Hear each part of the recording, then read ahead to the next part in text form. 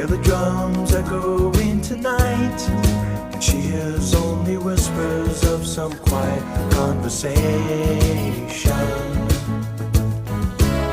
She's coming in 12:30 flight. The moonlit wings reflect the stars that guide me towards salvation. I stopped an old man along the way, hoping to find some old forgotten words or ancient melodies.